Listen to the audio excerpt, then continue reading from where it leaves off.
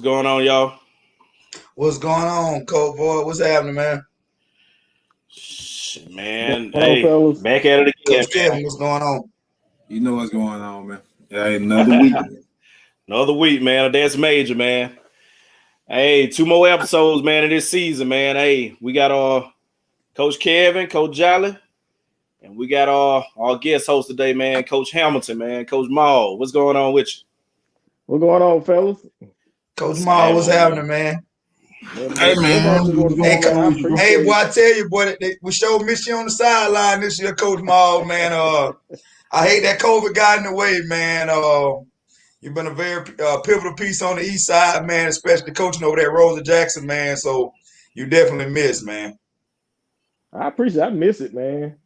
But I do want to say, man, I appreciate what y'all boys doing, man, because y'all really the only podcast I done seen that consistently has the kids on the podcast. You know, some podcasts you'll see have kids on here once every couple of weeks, but y'all consistently have 3 or 4 kids all the time, man. That's really a great avenue for them. And so I appreciate what y'all doing, man.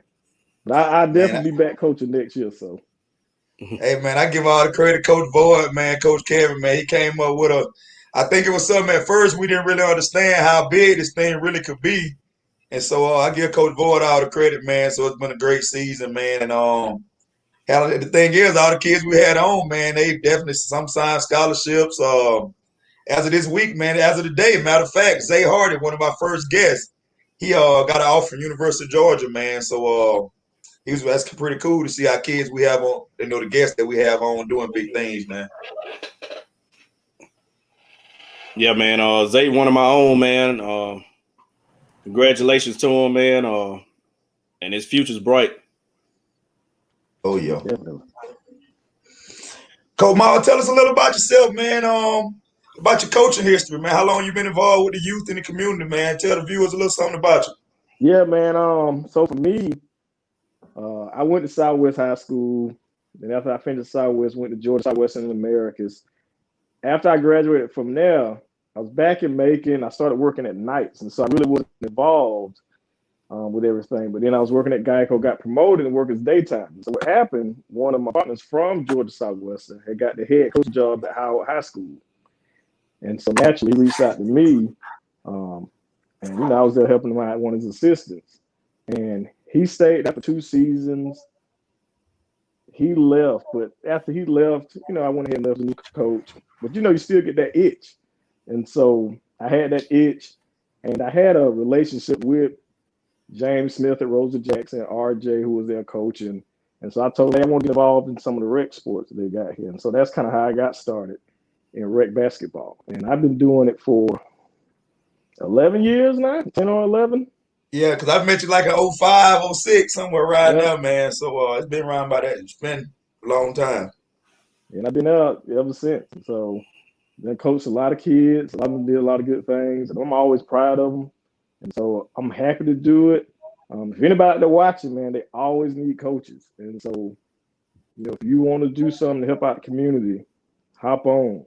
I'll help you out. Yeah, take we some definitely need advice, coaches. man.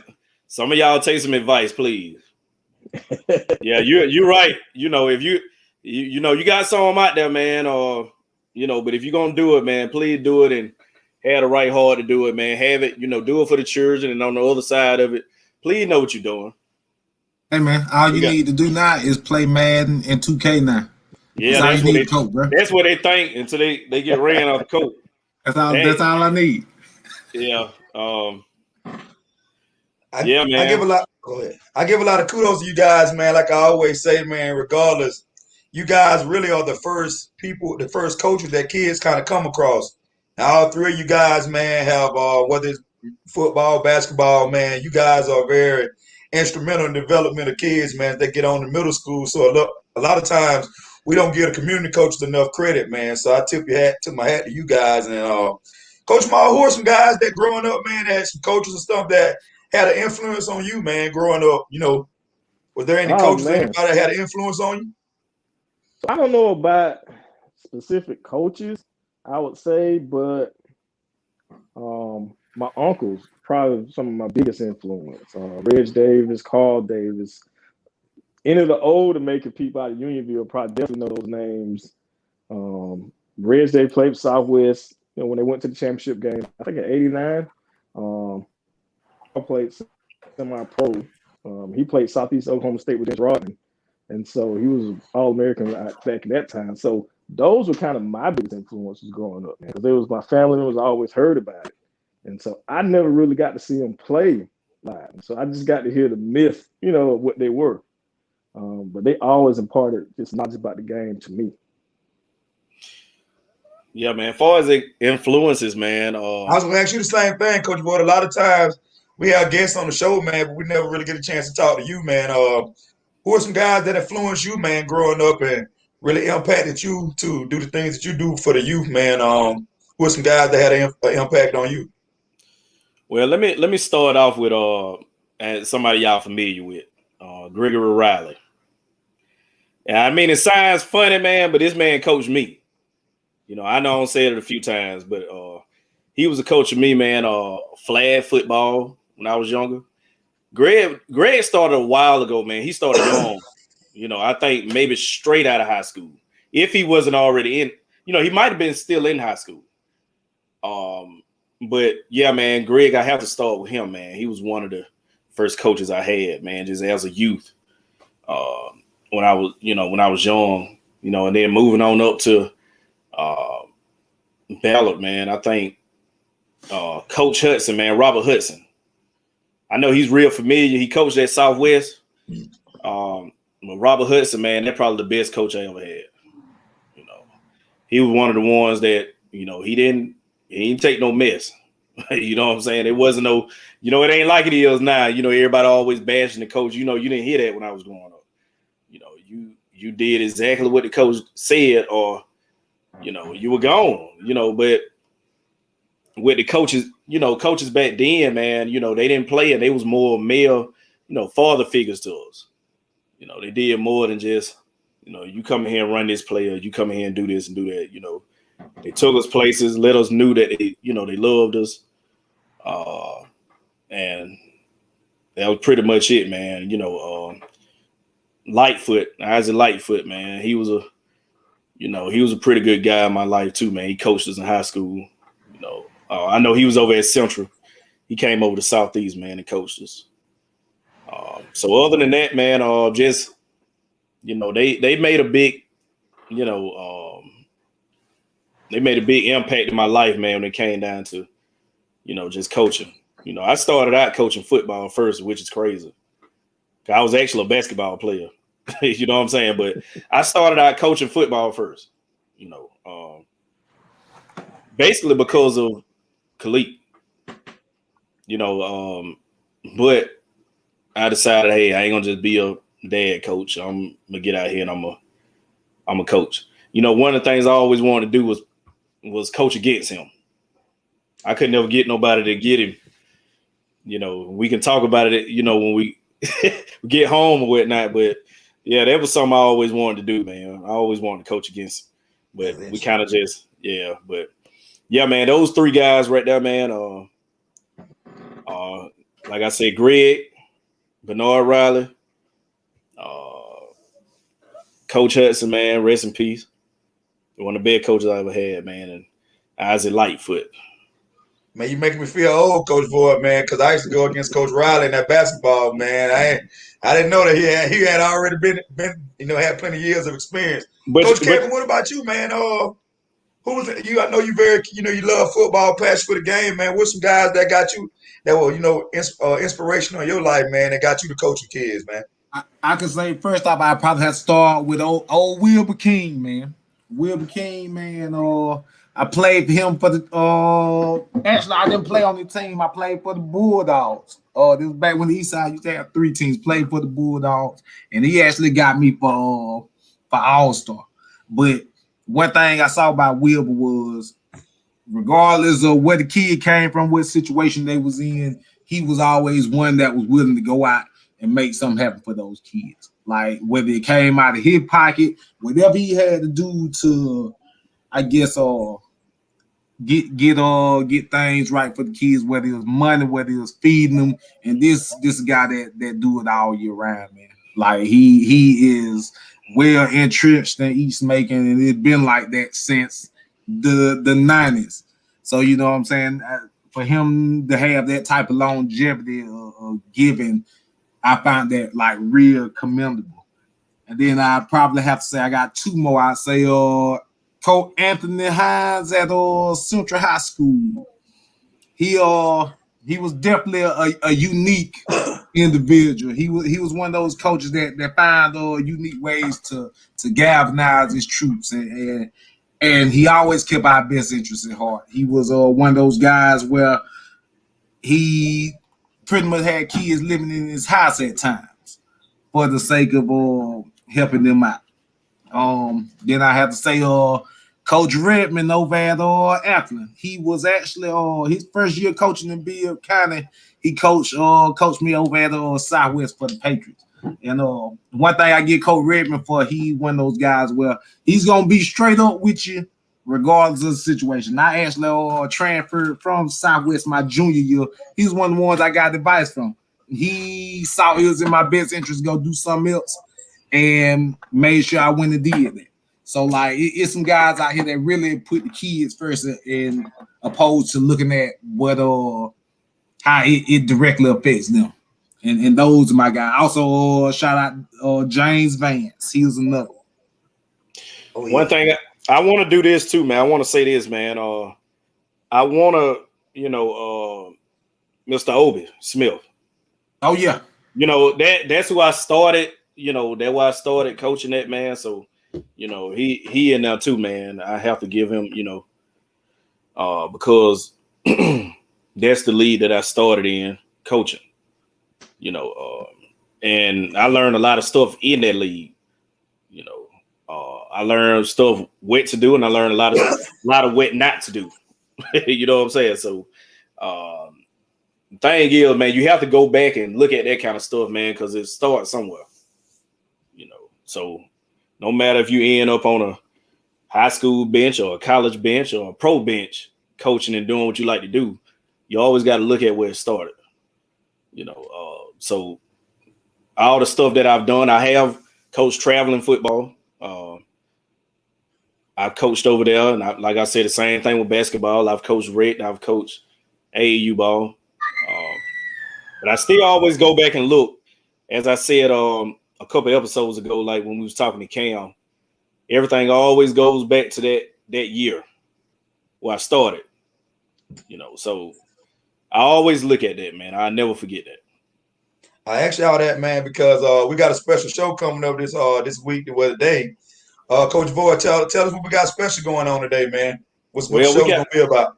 Well, we got let me start off by saying we're going to go ahead and do the freshmen and sophomores, man, on the Middle Georgia High School rankings, the girls.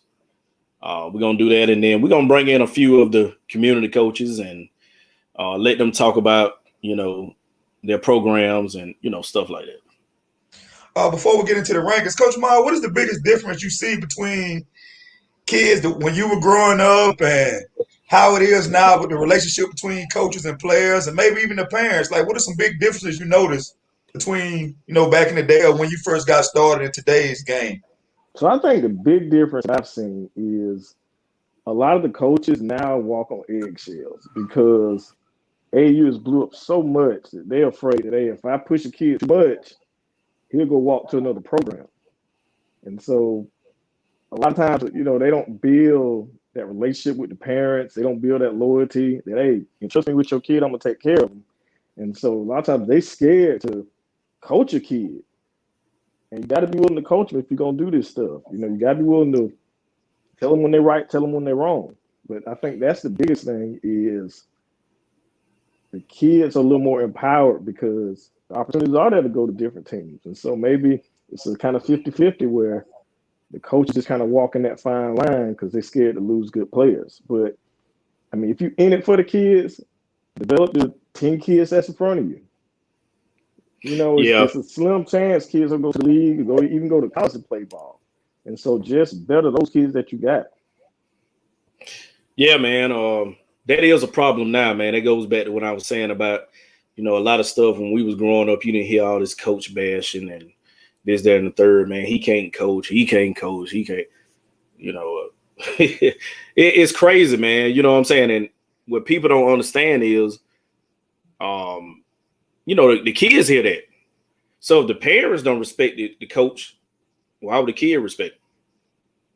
You know what I'm saying? Like, so that's the problem now. So when you have a lot of them, and I've coached a lot of them, that's, you know, that's not doing anything now. And I always look at the foundation of it. There it is.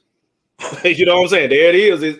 It's showing that because mama and dad want to do this, or mom and dad want to take him here. Mom and dad is showing that they want to show out at the game. They want to do this. They want to do that. And, you know, it has an effect on the kid. Man, both of you guys make great points, man. And from the school coach's perspective, we quick to fire the school coach, okay? But nobody's with the school coach when he got to wash the clothes at night, when he got to wait for the parents to come pick the kids up late for practice and late for the games. Like, nobody really sees the groundwork that the school coach really puts in with the kids, man. And we're quick to always want to dismiss the coach and fire the coach. So, like I said, both of you guys made some great points, man. Coach Kevin, what about yourself before we get into the rankings? Do you notice the big difference between, like, even with parents? How's that? Do you notice a difference between 10 years ago or 5 years ago and now? Do you notice a difference? Yeah, I mean, I would say I think a big reason why it's hard to hang on to these kids, because a lot of times these coaches aren't even dealing with the parents per se. Like, I mean, I can say, for instance, as long as I've been coaching, I got some of those kids where I done went and found them at the playground, and I probably wouldn't see their parents until like the Super Bowl or something like that. So when you dealing with, and pretty much the parent, you got to deal with those parents that say, well, you know, you can have them. I ain't paying for them. If you going to pay for them, you can have them. Yeah. They really don't care if they play or not. They not going to hold them accountable if they decide they want to run off and say, hey, you need to get your tail back up there and prep. You ain't going to have it. But you know, I'm sorry, Coach, but I deal with that kind of parent before I deal with one that want to run out here and say, well, you know, he don't play this position, or he don't play that position, or, you know, he don't do this, or he could shoot it. You know, he could shoot it, Coach. He don't like to play down low, but that's why I put him. So that's why I put him in. And if you ask my son right now what position he play, he gonna tell you he's a football player, because that's what I taught him. If you the punter, man, you better go out there and punt. You know what I'm saying? Like that. That's just what it is, man. If you don't, then don't play it. But I think that's a problem, man. If you get out, that's why you see a lot of coaches, they keep the same kids. They keep the same kids because a lot of us, man, we scared to take on some new kids. We don't know what we get. Surprises. I know what I can deal with. Right. We don't know what we get because me, honestly, Maul can tell you, Kevin can tell you, like they in the same situation. Records speak for themselves. Resumes speak for themselves. I don't need you. I ain't got to deal with your problems. We'll go deal with something else. You know what I'm saying? Like, for what? You know what I'm saying? Like, at the end of the day, you're not doing me a favor bringing your child to me. You know, and then, like I said, I'm at a point now that it is what it is, man. Like, I'm on a whole nother level with it. Yeah. I'd rather just, you know, go to the school and, you know, it's time to start getting paid for what we do now. You know, that's how I look at it. You know, I like to do this, man. But at the end of the day, man, you know, you don't put that work in. Like I said, your resume speaks for itself. Let's go to the next level and see what we can do right there. You know, I think I'm about to ride off into the sunset, man. Already Anytime me sit up in the stands and get a buzz, get a Nike buzz and a Nike sweatsuit. Yeah, one last thing I want to say about the coach player thing, man. Too many times coaches are enabling players and taking, like Coach Maul mentioned earlier, man. You got to still make kids be kids and be accountable, man. Too many times kids are controlling programs, and this even at the rec level, middle school, high school level, they're allowed to quit the team, come back, no accountability. Like, we still got to establish an adult coach-kid relationship, man. I see too many times kids got all the power. well, that goes back to I seen a comment. You know, it's a totally different situation, but it's kind of the same difference. About the Cam Newton thing, and Waston made a great point.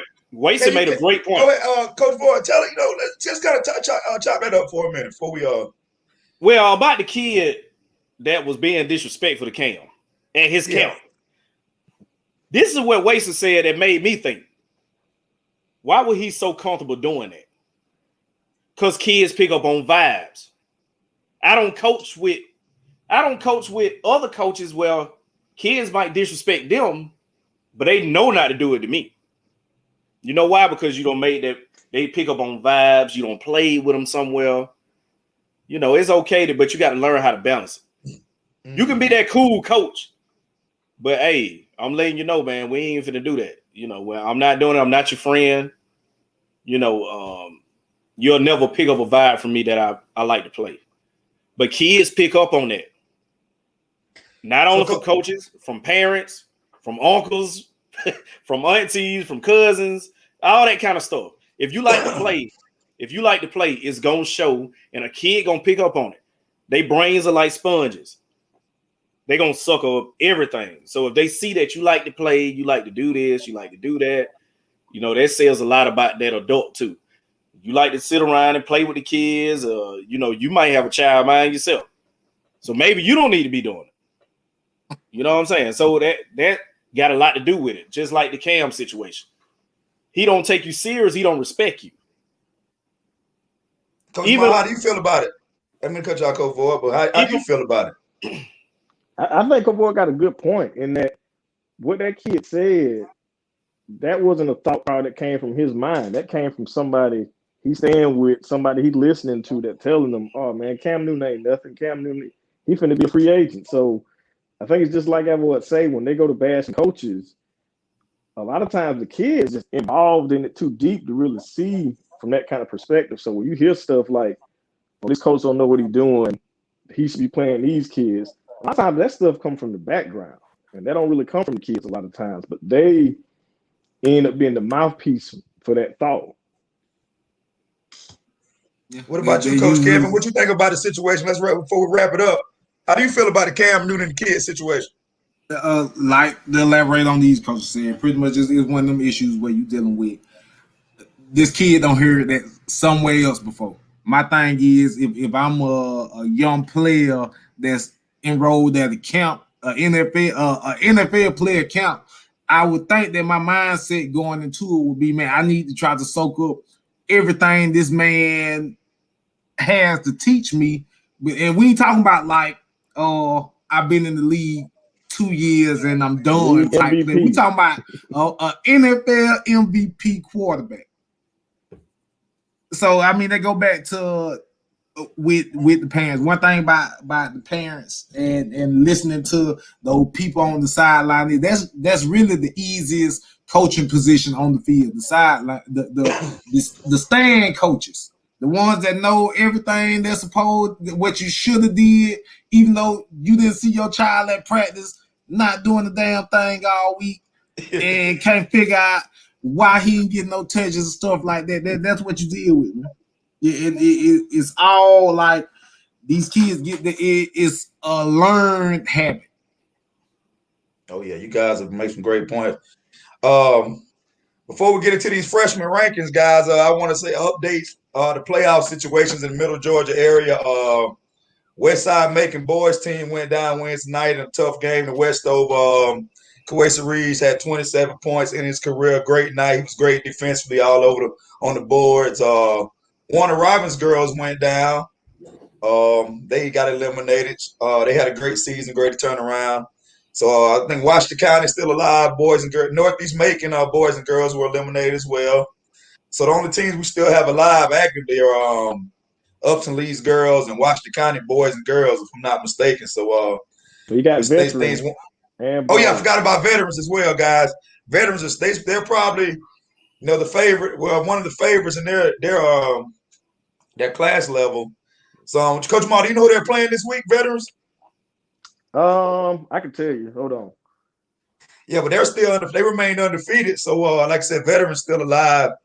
So, veterans got Chapel Hill at the house. Chapel Hill. That's gonna be a tough one. And while we're talking about it, both Northeast and West Side. Zion didn't play for Northeast, and West Side Davion got hurt a minute into the game. So both of those situations, teams lost early, but they winnable games, man. You made a great point, Coach Mal, because Davion Henderson, the sophomore, definitely he would have been very helpful, And man. I hope And Davion get well too. Oh yeah, I talked to Coach Harnett yesterday. He said he had some still was sore around the neck area, man. So hope a quick speedy recovery. And Coach Boyd, do you know what's going on with the Odom's kid at over there at Northeast? Why did he miss the playoff game? Do we know? He hurt his ankle, man. When I talked to Zion, I talked to him. Well, he sent me a message, man, and showed me his ankle. Yeah, I think he had a high ankle sprain, man. I know he was still in a boot. But he definitely would have helped him. After talking to Trey, man, me and Trey was talking, man. He was telling me how they was guarding him. I think that Zion would have really helped with that. Oh yeah, man, that's a big piece.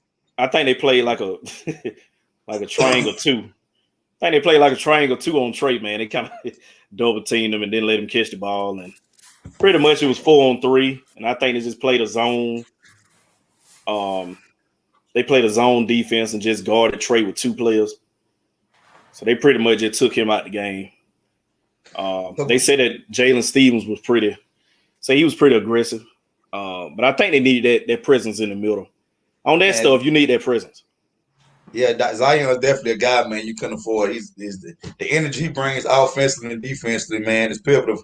So that was a huge loss for him. So next season, man, speedy recovery, Zion, man, and hopefully next season, man, it'll be a bounce back year. But man, before we unveil these freshmen, man, if a freshman is playing at the varsity level, getting minutes, guys, a lot of times this won't be about point total from freshmen. It'll be about contribution and energy they bring. So as we unveil the rankings for the top 10 freshmen Middle Georgia, it's not about just a point total. Because if a girl is a ninth grader is contributing and playing at the varsity level, it definitely shows she has talent and she will make an impact in the future. So as we get ready to unveil these rankings, before we go into that, what you got, Coach Kevin? We had some middle school football this week, man. Oh yeah, yeah, but we had some middle school. Coach Kevin, man. Wednesday night they tell me they had a battle over there, man, at Ed the Forge, man. Tell me a little something what you saw over there. Hey man, I saw probably the best football game I've seen all year or today. Like I said, this one right here, everybody that was at that game knew what they were there for.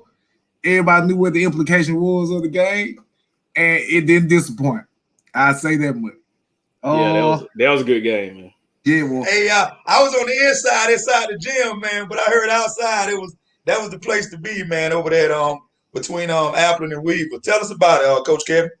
Ooh, boy, let me put it like this, man. Weaver came out with a sound game plan. When I say they didn't waver, they really came out. They really dictate the pace pretty much throughout the game. Jumped out to an 8-0 lead. Gaddafi Iverson probably bust one over for about 40 50 yards.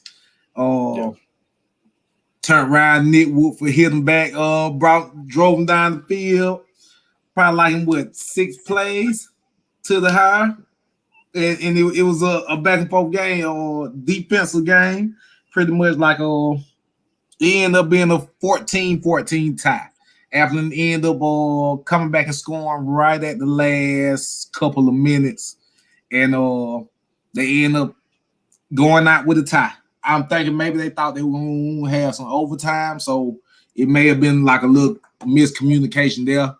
But yeah, man, I got the player of the week. And when I tell you, it don't disappoint. Have you ever seen, all I'm saying about the player of the week is, have you ever seen a bull fly? Somebody, I can tell you right now, I watched, when you see them play, they been drunk a Red Bull. He hadn't drunk a whole Red Bull before the play. So, I don't know if you want to roll it out now, if you want to wait till the end of the show. Man, we can roll out now, baby. I'm already into it. I want to roll it out now, too. I think I know what play you talking about. I really do. Hold on. Let me go and get right over here. Let me get myself together. Because when I say, man, look, Let me ask you this, Coach Kevin. So does Miller have a chance, or is it definitely a Appleton and Weaver are the two best teams? What do you think? Does Miller Then have what a I'm gonna chance with tell either you, team? Well, once you watch this and you tell me what you think. Let me get the sign right because I want y'all.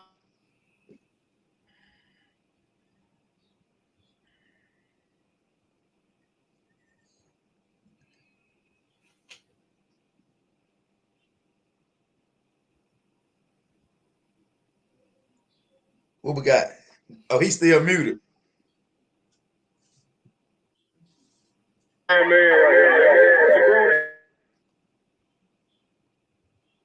knew you were talking about that play. You muted, Coach. Brother break stride. Bro went straight up. And like I said, the understand how dynamic they play it, man. The kid, 215 pounds, man. He 215. Let me say this too. I think a lot of people, man, that we were just listening to out in the crowd, man. They didn't give. I seen a lot of people that talked about Apple and this, Apple and that, but they didn't give Weaver their credit. Yeah, you know what I'm saying. No like boy showed up to play. Right. You got to give Weaver their credit. At the end of the day, it goes again. People bashing coaches. You don't know what nobody game plan is. Coaches don't get out there and play for these children when they get out there. You can only tell them what to do. When you think about it, you can have defensive ends crashing in and you don't talk to them all week to come downfield. All that kind of stuff. But it don't take but one. It don't take but one, man. You can't coach but on one side of the sideline. So, with a coach being on the other sideline. And one thing I do notice, man, that Weaver's so smart about we would run a lot of plays they sideline. Bro, went straight up. You know what I'm saying? They run a lot of plays to their sideline. So, meaning that they can coach on their sideline. You could tell the play because a lot of these kids now how they are, man. They just, you could tell them something, man. They might forget it because a lot of them just want to do what they want to do anyway. There's something else you have to deal with when you're coaching too. So I think instead of a lot of people talking about when people, that this person didn't do this and they didn't do that, let's just give Weaver their credit. At the end of the day, hold on, I'm gonna cut y'all. Speaking of Weaver, man, from the highlights I've seen, they got a monster defensive lineman over there, number 44, Carmel. I've seen this guy make some monster plays this year. Can y'all tell me more about him? How did he perform that day, Kevin? I mean, he brought the pressure. But one thing about it, one thing I hear in the stands that really kind of irked me a little bit is everybody talk about how they're supposed to tackle Nick Wolf.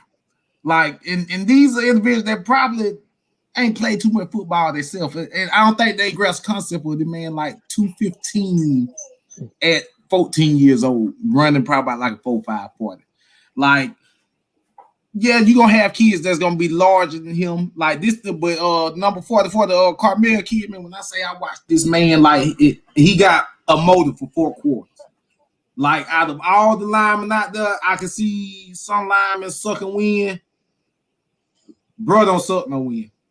Bro got 454 up on there. His motor's going 4 quarters, and he was a big part of helping contain Nick a little bit. Whether it was making the hit in the backfield and stopping them from picking up 10 plus yards, stuff like that. Man was all over the field. Well, yeah, when you got kids that'll do their jobs. I'm very familiar with Weaver, even going back to when I was a kid. Last year when I coached against them in the 6th grade in the championship game, Weaver teach their kids to be very disciplined. They don't make too many issues. They don't make too many mistakes. You know what I'm saying? Like, I don't think they made a mistake. I don't think they missed a tackle last year when we played them. You know what I'm saying? Like that takes a lot of dedication for you to say, hey man, let me get, even egos to the side.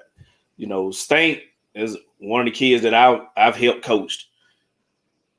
Stank was awesome at quarterback.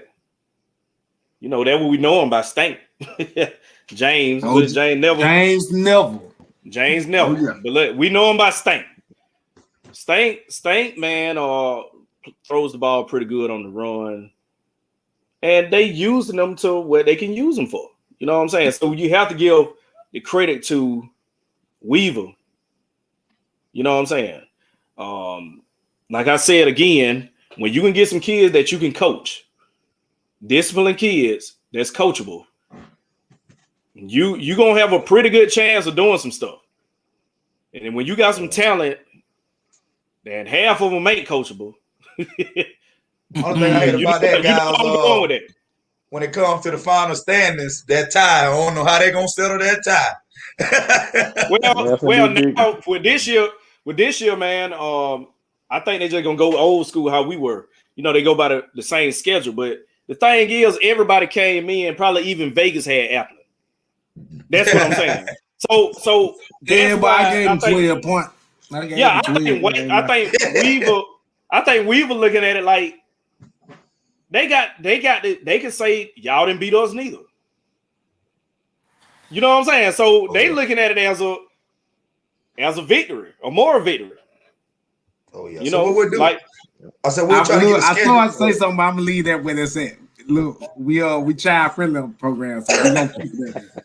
Hey, what we do, guys, we definitely gonna try to get the schedule, guys, and post the schedule for the remainder of the season, so the viewers can keep a track of how this race gonna go down to the end. Because, like I said, Miller got something to say about it, and I don't think either team has played Miller yet. So we'll see how the season. Technically, ends. Miller is in first place because they undefeated. Yeah, so that's what I just said. Miller got something to say about it.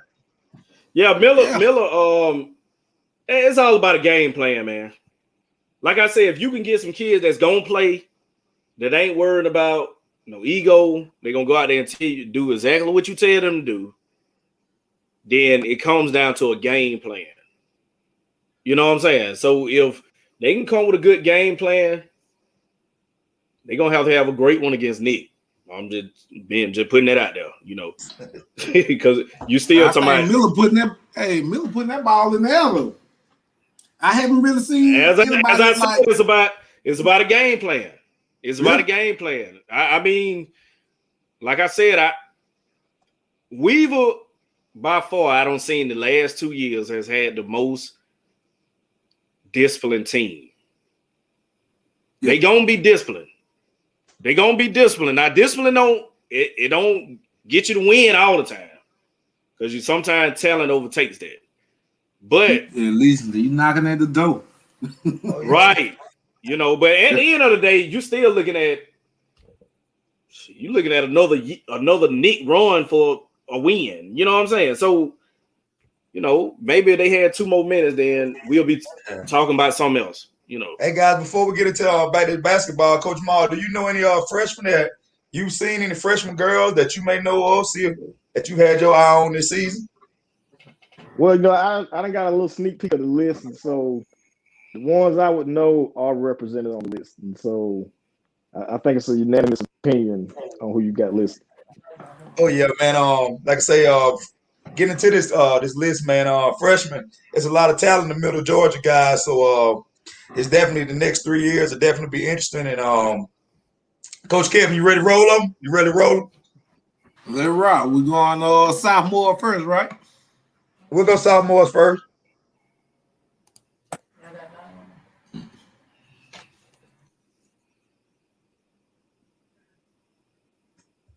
All right.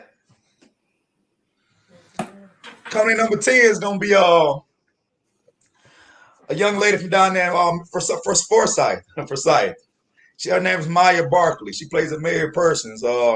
Miss Barkley is definitely a player that you need to keep your eye on. She's a 2-year starter.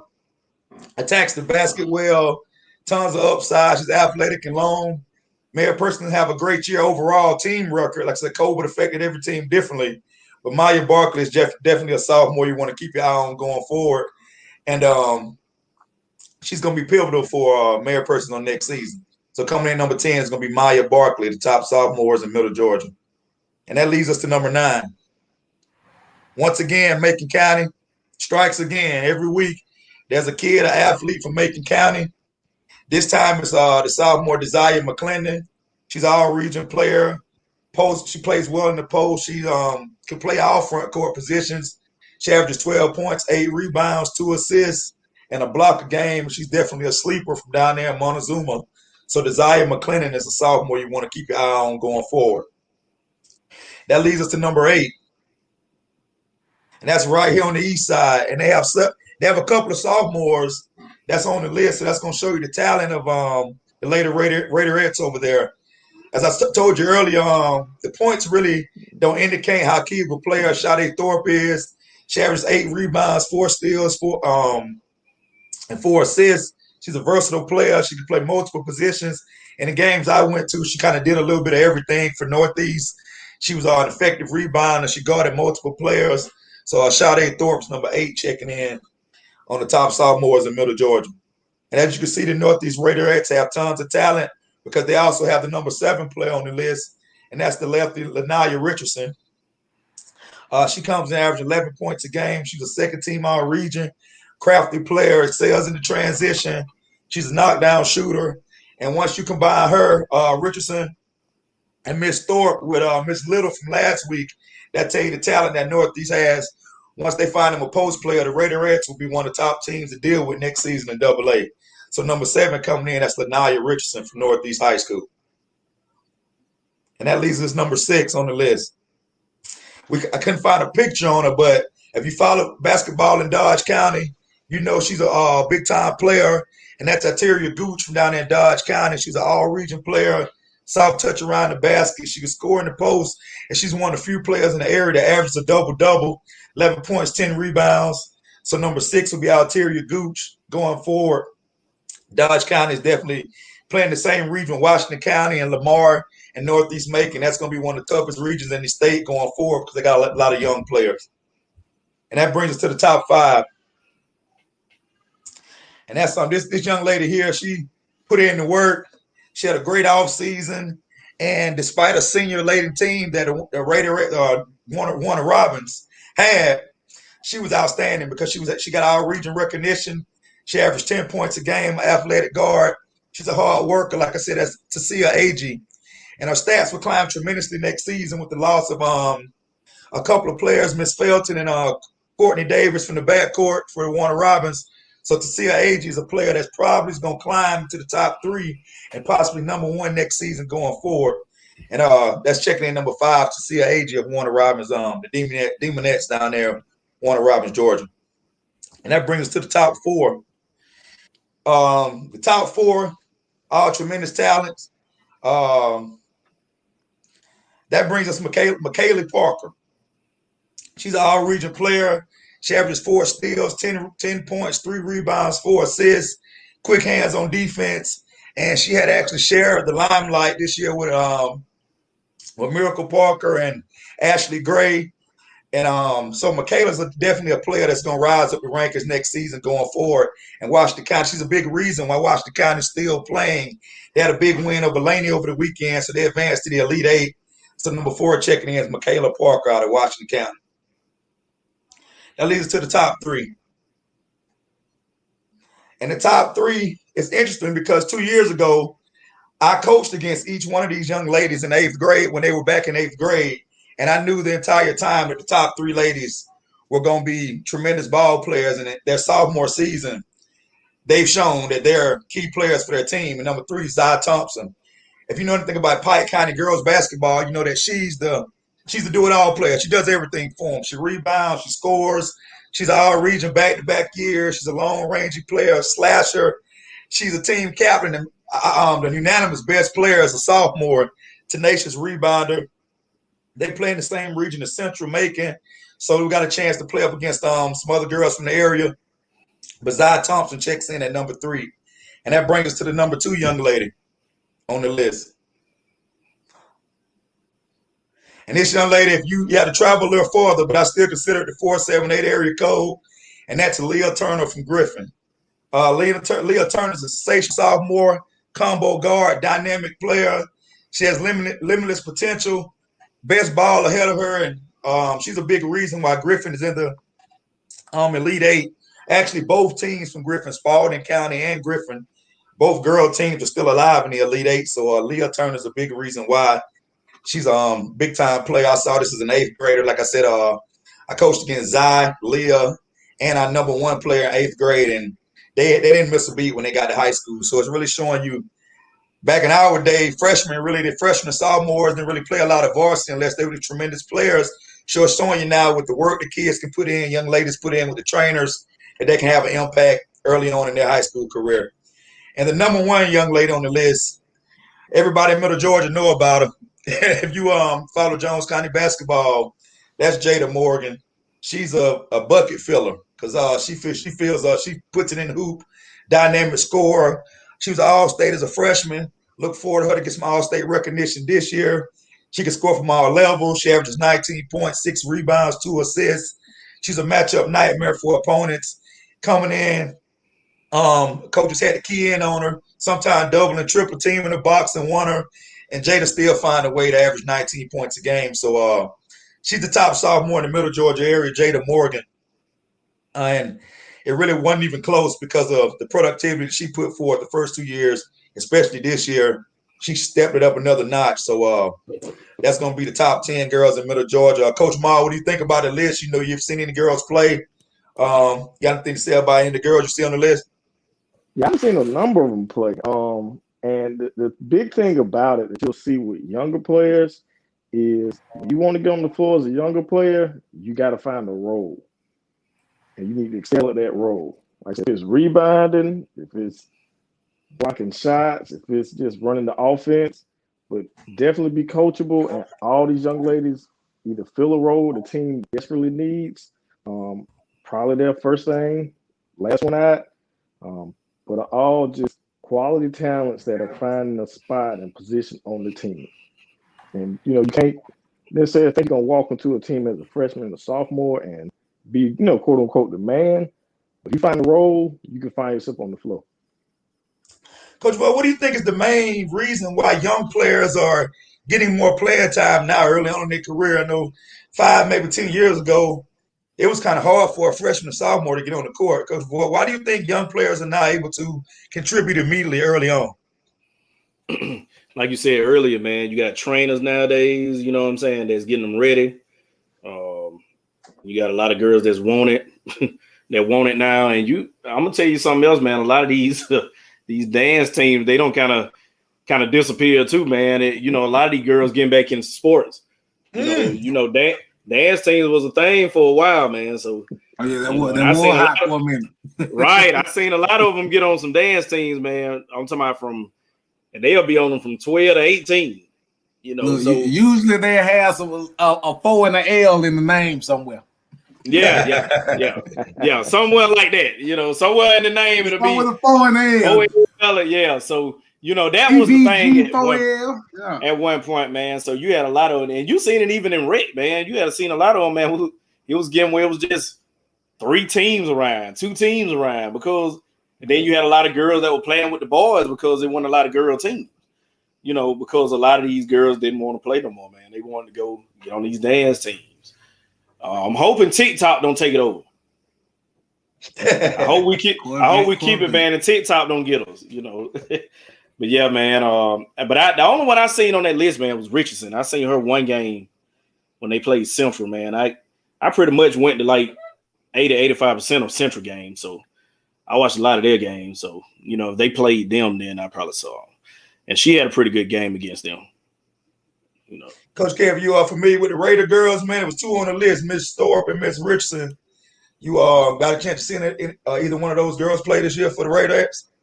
Oh yeah, definitely Lanaya. I've seen both of them. Me personally, I think if she really put forth the work ethic, Lanaya could probably be best thing smoking around here. Oh yeah, she definitely has a lot of potential, man. I've seen them several times this year, and they got a young squad over there at Northeast. So hopefully they're able to take the next step next season because they have a lot of talent over there. I don't think they have any seniors. To be honest, they may have like one or two, if that. And see, sometimes that's a disadvantage to you as well. If when you don't have that older leadership on the team, sometimes we don't know the importance of the moment in the game. So it can hurt you in a sense. But then, like I said, when without anybody graduating, it can turn around and help you as well. Coach Boyd, any of our coaches ready to come on? Yeah, man. We got we're gonna bring on Mr. Macon United, man. Coach Dennis Hollenshed, man. We're gonna bring him on and talk to him a little bit. Yeah. He'll throw it to you. You know. You know. What's going on, Coach? What's up now? What's going on, fellas? What's up, big time? How you doing? Hey, man. We're gonna bring y'all on to talk about a little football, and we're gonna talk about your baseball program. All right. Well, before y'all start, let me tell you, I appreciate everything y'all doing for the 478, man. It's really major for real. I appreciate that. Okay. Hey, he picked the right name of the podcast, didn't he? Oh yeah. Before you get started, Coach Hollenshed, man, I've been, man, you go way back, almost 10 years now, man. I've been officiating in your league, and I just want to commend you, man, for you're one of the few guys that actually get in the trenches with the kids. What I mean is, we got coaches that are coach, but they won't actually go in the neighborhoods that actually need the kids, man. So I just want to give you a shout out, man, to the football and baseball programs, and just thank you what you do for our community, man, and our kids, man. I appreciate that, man. Appreciate it. Tell us a little about yourself. How long have you been involved in coaching, and what inspired you to get started in coaching? Well, actually, I started coaching way back when my son was 4 years old. I won't say how long, that'll let y'all know how old I am. But I'm 20-some years in. I started out with Jerry Barfield down to the city.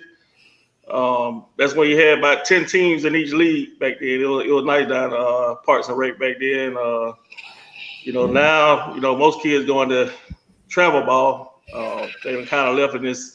There's so many different organizations. So I guess that's why the numbers are down, even at with Obie League or whatever. Mm-hmm. But I played for Obie League. I played for the Hartley Vikings back in the days. And one thing I wanted to do with would give me the passion to do it. Like back in the days when we played, at the end of the season, we used to get this little bitty, probably a little $2-3 trophy, and and they see you on the way. But still to the day, 40-some years old, I remember that. Right. So when the kids grow up, they played with whether it's the Wildcats, the Hurricanes, or whoever. They're gonna remember. Coach AD took us to Florida every year. They looked out for us, they cooked for us. Anything we need, they still call us now. Hey, cash out. We still looking out for the kids. So they gonna remember that. 40 years later. Right. Right. So what about Go ahead, Coach. Like I said, man, I most definitely commend what you done here in Middle Georgia community, man. Like you seeing your kids Friday night on the news, football Friday night. You seeing kids that you've had your hands on in development. So we definitely appreciate what you do for the Middle Georgia community, man. I appreciate that. And you're one of the ones don't look for the recognition for it, man. So we do appreciate that, letting us know that it's not about the adults, it's about the kids. Yeah, definitely about the kids, man. Like I said, they're gonna remember whether you're doing right or you're gonna do it wrong, they're gonna remember that 40 years later. So right. So tell us about your experience doing the traveling thing. Like far as, and I know you won a nationals a couple years ago. Right. So tell us about that experience, man. Jumping on the travel thing after you've been coaching Rick. Well, I kind of wanted to do it because other areas the Atlanta area, Florida area, not too many in the Middle Georgia area got to experience the travel football. So we wanted to do that, and kind of local. You kind of knew who was gonna be in that area. So it was like competition to me to see if we can take these kids from the Middle Georgia area to go compete, even in the nationals. And we never knew that in 2017, we know we had a team, but, never knew little team from Macon, Georgia would be the national champions in 2017. But I just wanted to, I wanted to be competitive. I'm real competitive. I wanted the kids to get the experience on, and some of them had never been outside the state, out of the side of the city of Macon. I wanted them to get a chance to go, get that experience, get out of the state of Georgia, see some stuff. And you never know, you know what I'm saying? And then they have so many scouts there that's looking at them. The first year we went down there in 2016, you had Fat down there. I know everybody familiar with Fat, Cavante Rutledge. He was down there signing autographs down there. So, that was a great experience for him. So, it really was a great experience for the kids. Get them outside and see them make it. Coach, I have to give you some credit on something, man. I remember coming to your shop one time. You changed my mind about a lot of stuff. What's that? I remember that Fat came and asked me that he wanted to get on my AAU team. Okay. At first I was like, nope. Stay where you at. Because that's what we knew him for. He wanted to be a knucklehead. Oh yeah. So I was like, man, no. But I remember talking to you, man, and I remember you saying we can't turn our back on him. Okay. And that stuck with me. Yeah. I went back and got him, man. Just because of that, and he acted like he's supposed to, for the most part. Oh yeah. With us, we can handle him. So, but yeah, man, just because of that, man, I made a good impact on his life. Just because of that, Right. So you changed my mind about that, man, because I know I was like, I ain't dealing with no knuckleheads, But I feel hey, we can't turn our backs on them, man. Right. So I had to just tell you that, man. I know you didn't never know that, but he I appreciate you. Hey, half the time we all they got, Right. Right about that. What I want to ask, okay, with you coaching traveling ball, you know what I'm saying? Like right now, this more or less your chance to give your pitch right here. But what I'm gonna say is, with rec ball and traveling ball, like for the parents that don't necessarily know or have the concept, give them a better understanding of what the difference is as far as what's expected of them opposed to recreational ball. Rec ball is kind of on the side where they teach you, it's about learning the game. It's not all about winning. At the same time, travel ball is about, we teaching you to learn the game, but it's more on a competitive level.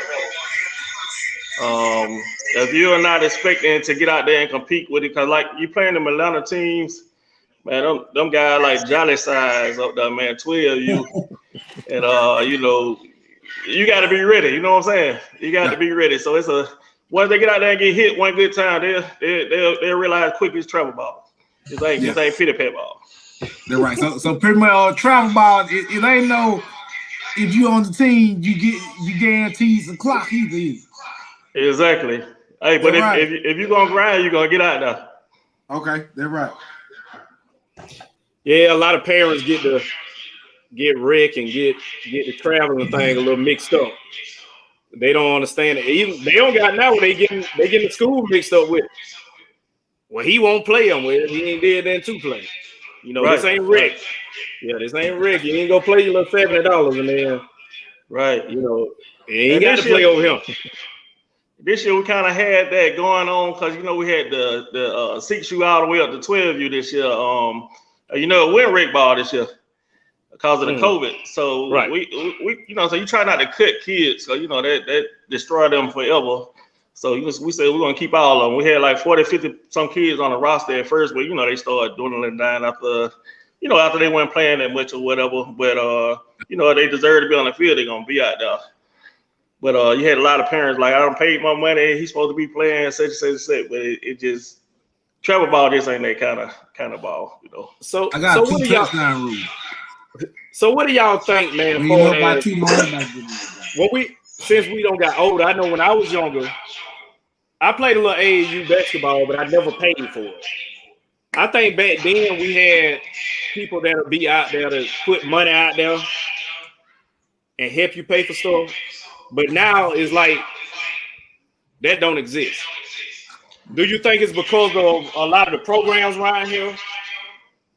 A lot of them think that, you know, that they're not serious or they might be in it for the wrong reasons. What do y'all think it is? Yeah, I think so too. But I try my best not during the season. I try my best not to ask the parents for money because, especially travel ball is expensive. Hold on, 1 second. I don't mean to cut you off, Cole, but I got to say Don't something say about nothing this about that comment. Not that comment. Who is that? Sorry. Who is he? We ain't gonna go back and forth, Mr. Rutherford. You right. But I don't know what you watching. I love Gaddafi, but I don't know what you watching. I'm sorry, man. That ain't this and this ain't that. Yeah, and I'm gonna let you go and have that, but you're gonna have to watch all of it, bro. Hey, I wasn't gonna say nothing about that to the end. So he definitely tough. Yeah, he definitely tough. Yeah, but you know, there's levels to it. So we got it. Hey, don't you leaving somebody out of there? I was just kicking it, man. The GOAT. Well, go ahead, Coach. Go ahead. Yeah, you know, the travel ball is expensive. You try not to ask them for money. What I try to surround myself with is coaches that's going to teach them the game, and also coaches they got to have some money too. Because you know what I'm saying, they got to help, man. I can't be the only one out here spending $100, $200 every week. Everybody around me, they chip in. You know what I'm saying? We try to help. You got some good ones, man. I learned a lot from Larry, man. Oh yeah, Larry the truth. Larry you know what I'm saying? a lot of, he taught me a lot of stuff about football. Yeah, man, Larry used to have the wars back in the day. Wildcats from Hurricanes. Hey, wait a minute. I'm gonna wave my hand on that. Lord have mercy. Yeah, they were epic, though, man. But you know, hey, I think we all should come together. Even you know, you got the team from the east side. I think we all should come together in the 478 area. You know, me and Larry got together. Who would ever thought that? Right. I'm just being honest. Like the thing is, if everybody set aside, if everybody just say, "Hey, man, let me put my pride to the side, and let's put all these make 478 great again." Right. And we don't been preaching that for a long time. Don't get all that, man. To be honest, man, we should look, man. Just go ahead and add everybody else on the call, man. Let's have. No, that's what we finna do. Let me get my guy Ernest Butts out right now, man. Let me get my guy Ernest Butts here. Hey, hold on, He ain't going to work. One of the big things, man, Adonis, that you do, man, is with your baseball program. You provide a lot of African American kids the opportunity, a lot of minority kids to play youth baseball. I know the season registration is going on now. You want to kind of tell us about that, or tell us if you're interested in playing baseball, how they get in contact with you? Yeah, if you're interested, we got ages 3 all the way up to 14. We start them early. I start them young, raise them right. That's we ball 3 and 4. 5 and 6, we even took the T away because as soon as we go to we actually USSSA, so we go to the state and region or whatever sub-state, they don't have a T. So we're gonna teach them right from the beginning. And that's another thing.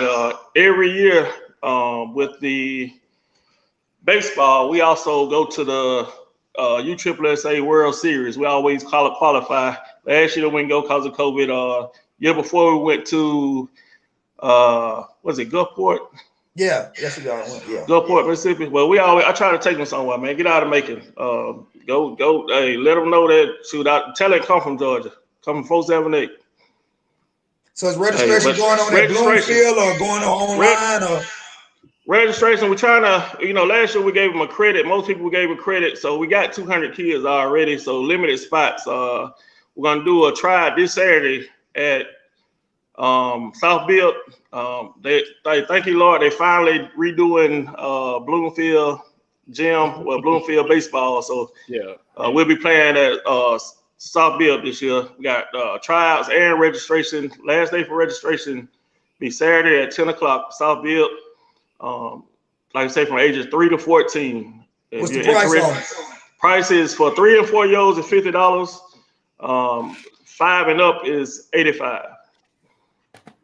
Yes. Okay, cool. And if you want to sign up during the week, give me a call at 478-978-6579 or hit me up on Facebook on either the Bloomfield Youth Baseball page or Adonis Hollenshed.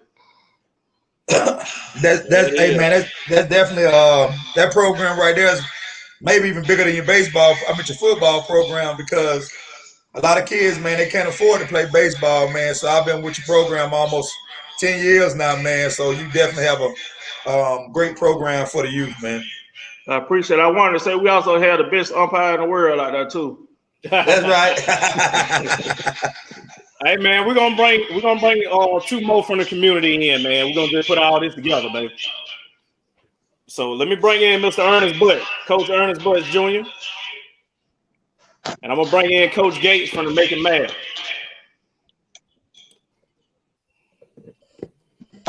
What's going on, fellas? What's going on, bro? Hey, I think we got an echo, guys. If somebody want to mute the background, we have an echo. I think it's on you, AD. No, mine off. Put that back up for Nick one time real quick so he can read that. I seen that. Oh, he seen it. He was looking at it the whole time. That's why I didn't say his name. That's why I didn't say his name. A cap don't care who wear it. Coach Buzz, Coach Gates, man. Thank you guys for taking time on your Sunday evening, man. Just drop in, man.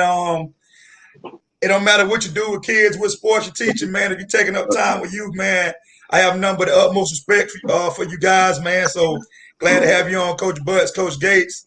Coach Butts, you want to start us off, man? Tell us a little about yourself and about the program and the youth program you have for the community. Okay. Sorry about coming in so late, man. I actually just come out of Atlanta with a kid. We had a pro show up there, man, at the Fight Club. And we did fairly well. Normally what I do, man, I've been doing boxing now for over 40 years, and 2014, Macon Bill came in and want to try to implement my program through Park and Rec. Boxing never been in Park and Rec, not in the city of Macon. I'm one of two clubs throughout the whole country, man, Park and Rec. So I was real honored that they came in and did that. But basically, man, my program it's like an underground program. Unlike you guys, we have to get out there and support our own, and we have an age limit. The youngest kid is actually 8 years old. And, it goes up to 34 years old. But after 20, getting involved in it, man, it's a little late in the game, but it can't happen. It can't happen. But I get a lot of football players, but they realize what the boxing game about, and you lose them. You know what I mean? But they always come back for that condition, because actually a boxer is one of the most better conditioned athletes in the world, man. Right. Right. So that's what I offer a lot to a lot of guys. I mean, I even try to coach a little basketball. I never beat you, Gates, but but I do a little bit of it. But my game is boxing, man, and I was real honored that Macon Bill came in with the Splosh, man, decided to start our program, and I have seen over 200 kids, but actually, man, I got about 15 regulars that still come with me, and I get most of the at-risk guys, the guys who just, got on probation or just doing something out of the ordinary, man. But boxing is an outlet to them, everybody want to be tough. But in boxing, it ain't about being tough, it's about being smart. You know what I mean? Right. But it's just an honor to be able to do it in the city, man. I came from probation to doing this, and making a difference in the community. I see a lot of them, but I lose a lot of them, man. Because it's a real tough sport. It ain't like football. You ain't got 10 other guys blocking for you, No. And like basketball, you ain't got 4 other guys to pass it to. It's just you out there alone, So right. It built a lot of character in guys, Coach Butts, can you tell us, where's your program located? If a youth is interested in registering for your program, how would they go about getting into your program? Okay, basically we have Freedom Park right now. We got an online registration where you can go through Rec 1, just like Midget League, just like the Rec League. And it's $20 a month. You know, you come in the gym Monday through Thursday from 4 to 6, and we work with you. You know, if you're under age 17, you gotta have parental guidance. They gotta come in and sign for you. But that's basically what that's it, cut and dry. You come in, you know, I tell them what you need to get started, which is about $10 to get hand out, and we go from there. You know, a lot of parents come over and want to buy gloves, shoes, and all that. I tell them, hey, let him learn this first, because my gym is like a revolving door, man. I mean, it's the real. I mean, it take a real athlete, man, to be a boxer, man. It take a special type guy, man. You know, special type guy. And I introduce them to all kind of different tournaments, regionals, nationals. It's just a matter of them coming in and implying being a real wolf, man. And that's what it takes. It take that real hood kid, believe it or not. It's not that kid, you know, we hardly ever get a kid that got good grades in school, but with boxing, I run a real tight ship over there. You know, you can't be a diamond man and count your money. You know what I mean? People think just because you box, that's all it is. But you got to be educated as well, you know, and that's what it takes. But like I said, my program is at Freedom Park Gym over on Rolfe Avenue. But you can go through Rec 1 just like you do to sign up for anything else. And they got a little boxing segment what you clip on, pay the $20 and come to the gym. Just that. Coach Ma, you got any questions for Coach Butts about his program? Oh, you know, me and Coach Butts, Coach last year. But when Coach Butts say that he believes in strength and conditioning, he believes in strength and conditioning. So even if you just try to get checked, that's how y'all run that press last year, huh? I see y'all do that press, man. No, I like to see beautiful basketball. He ain't no slouch on the coaching sideline either, man. He don't. Him and my baby mama don't have some epic battles out there. Oh yeah. But see, my thing is condition, man. You take an athlete, you get him in condition, you can't lose with him. I mean, I take condition over fundamentals any day of the week, man. I mean, you know, that's what win game. Cause that fourth quarter, that kid who's still running, playing defense, that's who's gonna win the game, man. You know? Exactly. Yeah. Before we get to Coach Gates, Coach Buzz, what are some life skills that the youth can take from boxing? Like, what are some skills that they can obtain that'll be beneficial to them throughout their adult life? Well, basically, it gives them a sense of self-discipline. You know, being able to defend themselves, man. If you got, my dad used to say hands. If you got hands and you can defend yourself, you ain't scared of nothing, man. So the average kid, most time, like playing basketball, if they afraid, they ain't gonna go in there under the paint. But if you take the littlest guy, man. My kids, my son, man. Speaking of a brave kid, my kids are small, but it take a real wolf to really scare them, man. That's come from boxing, you know. That comes from boxing, and that's what they can take with life skill in the sport. It builds self-confidence, courage, and the will to know that if I got hands, I ain't saying a kid got to go to school and fight. I mean, the average kid go to school, they find out they're in my boxing program, don't nobody bother them. That's their best friend. You know? I mean, it's for real. That's what I get a lot of parents bring kids to me, man, because they've been bullied at school. I give them about 2 months. Next thing you know, that kid, he running at school, you know, in a more sensible way. And parents are satisfied with that. No parents want a scared kid. You don't want your kid coming home saying, hey, I got beat up.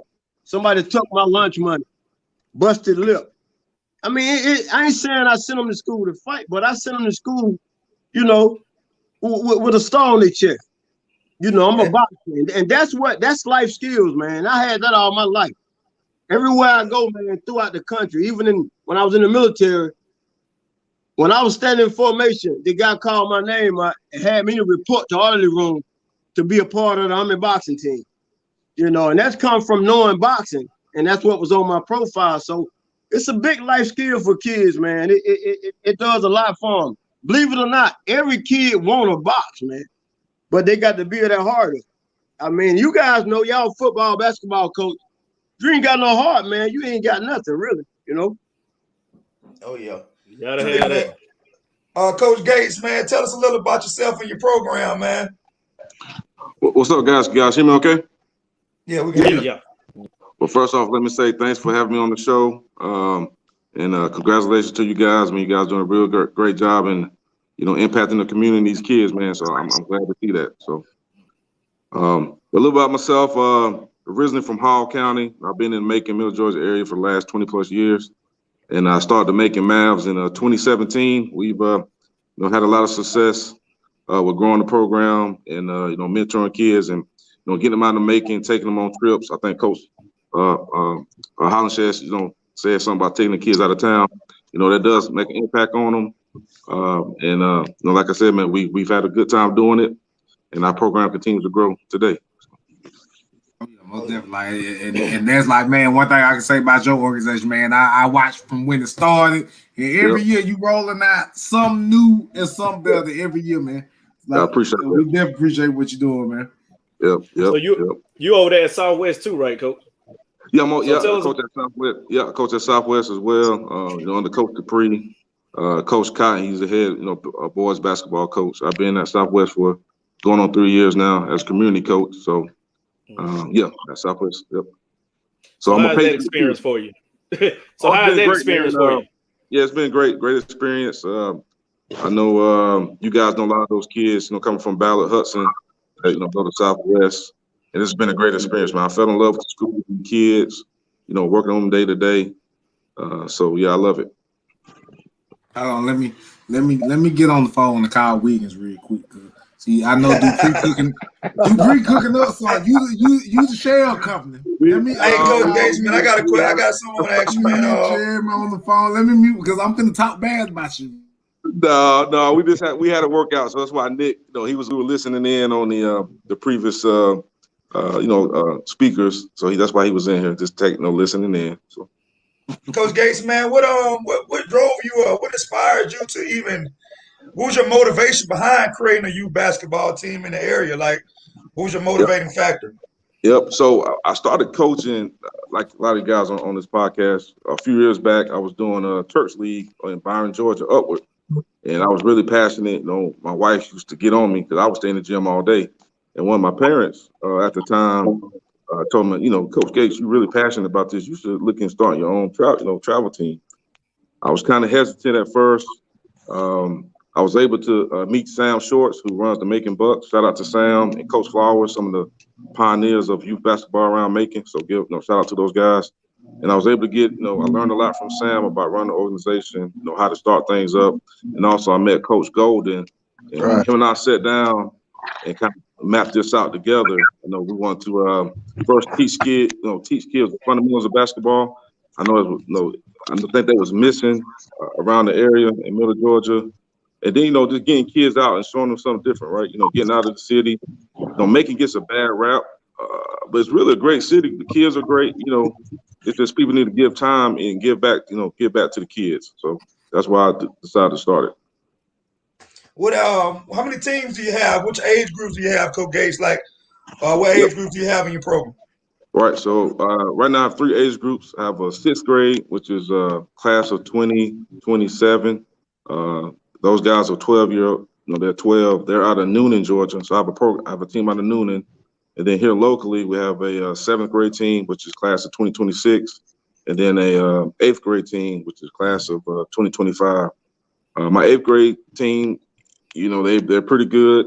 Also, guys have been with us. Like Kevin said, Nick's been with us. When I say us, Coach Golden and I, really with Coach Golden since 3rd grade, me 4th grade. So we've had those guys for, quite a few years. And they're really good, man. They can go. They can ball. So right now we got 3 teams, and we're having a tryout on March the 7th for a 4th grade bunch. Okay, cool. Yep. Look, Coach Ma, you got anything for Coach Gates? What you gonna do for my little one, man? What you gonna do for my little one, Gate? Like, Yep. He ready to go. Yes, I know he can go too. He can play. I spoke to, she wants to get a team going, so we plan on getting a second grade, 3rd grade team going as well. So, and your son, he's gonna be featured as a feature player on that team. Look, and he ain't getting none of that from me. I'm talking about the patience, man. I'm talking about the patience. You 2nd graders, but Jesus Christ. Yeah, they start in 2nd grade, Coach Boyd. They start in 2nd grade these days. Coach Gates, we all had a hot topic earlier, man, before you came on. I know you was a high school player and a college player. We talked about the difference between the relationship between coaches and kids back then when you played and now. What do you see the biggest difference between, or dynamic between coaches and parents and kids now? Back to when you played.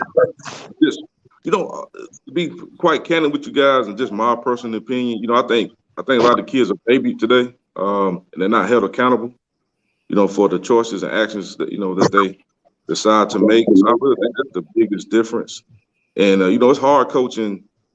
It's very hard coaching in the city today because first you have so many schools. If a kid gets upset, they'll just transfer to another school. It happens in Bibb County a lot. If kids don't get their way, they get taken out of school and put in another school. So I just think the level of, when we were coming up, man, we were held accountable, for our actions, and the parents supported the school and the teachers and the coaches.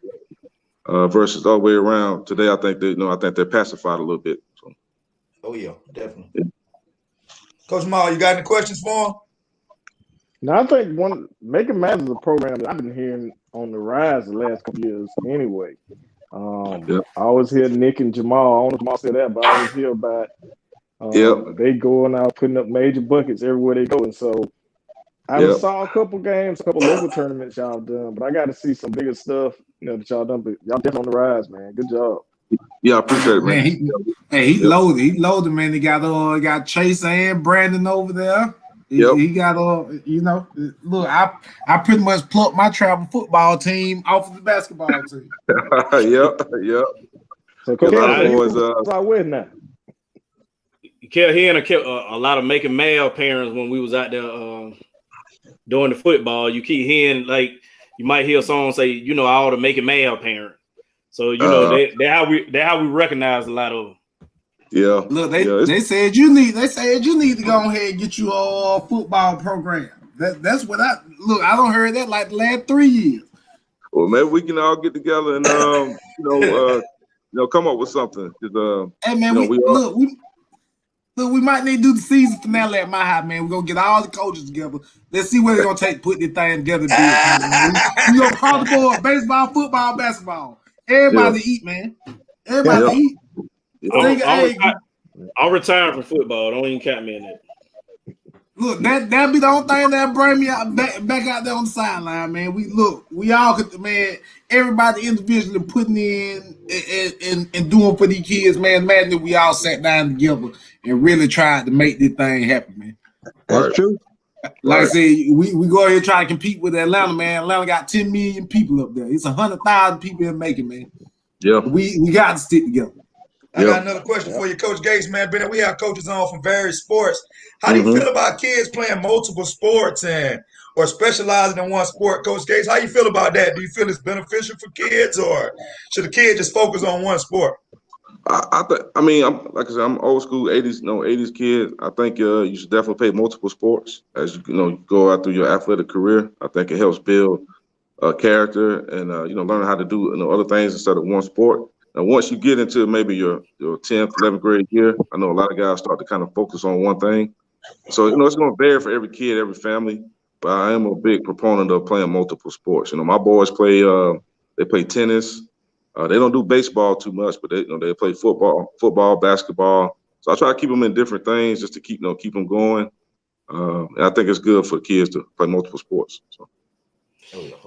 Mine just play football and soccer now, man. He don't want to run you got track. a soccer player now, Coach Boy. Yeah, because he played soccer, man. He actually played in middle school though. He played for Miller, so he always played it, man. I think it always helped him with his footwork. Yeah, it actually had because he. That one thing I can say, man, he ain't as coordinated as I was. Yep. I can tell that by just watching them jump rope. I watched him jump rope one day, man. I'm like, what are you doing? Sports, man. You get multiple sports, different skill sets from multiple sports. Right. But yeah, he made a point though, man. He was like, man, I don't want to go run track. I can just run straight. I mean, anybody can run. So I just want to go out here and see, can I play soccer? And he been playing it, man. Like I say, he played in 8th grade. He made it skill nice. Northeast got soccer team. Yeah, they got one. What? He played last year. He played soccer last year. Now, how they did, don't ask me. Yep. Now, I do know they lost Friday. But I think they lost like 2-0. It wasn't bad as Blakely thought it was going to be. That'd be the time, man. The Caucasian boys want to get out there and beat us, man. When they got their time right there. Hey, you get out there with soccer, man. They want to, hey, yeah, we got them. You know what I'm saying? They think they finna, Yeah. But hey, Coach Butts, they tell me you got a hooper in the house over there, man. Tell us about you got a little young hooper coming up, man. Tell us about your son, man. Well, I've been trying to get him. He always mentioned that. Who is to make him mad? So I need to get it, Gates. I need you to get him, man. He in shape, man.